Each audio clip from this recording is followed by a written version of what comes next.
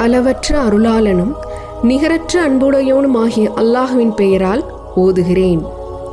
அலிஃப் லாம் மீம். அல்லாஹ் அவனை தவிர வணக்கத்திற்குரியவன் வேறு எவனுமில்லை. அவன் நிரந்தரமானவன், என்றும் நிலையானவன். நபியே, இதற்கு முன்னுள்ள வேதங்கள் யாவற்றையும் உறுதிப்படுத்துகின்ற முற்றிலும் உண்மையை கொண்டுள்ள இவ்வேதத்தை அவன்தான் உம்மீது இறக்கி வைத்தான்.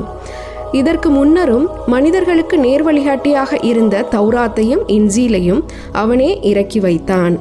மேலும் நன்மை தீமைகளை பிரித்தறிவிக்கக்கூடிய மற்றவற்றையும் அருள் புரிந்திருக்கிறான்.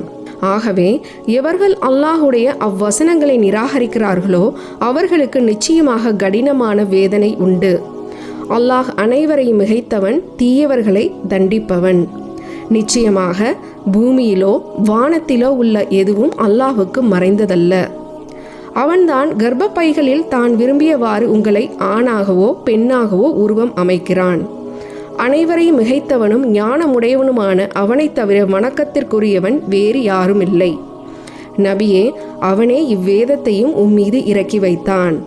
இதில் முற்றிலும் தெளிவான பொருள் கொண்ட வசனங்களும் இருக்கின்றன. இவைதான் இவ்வேதத்தின் அடிப்படையாகும்.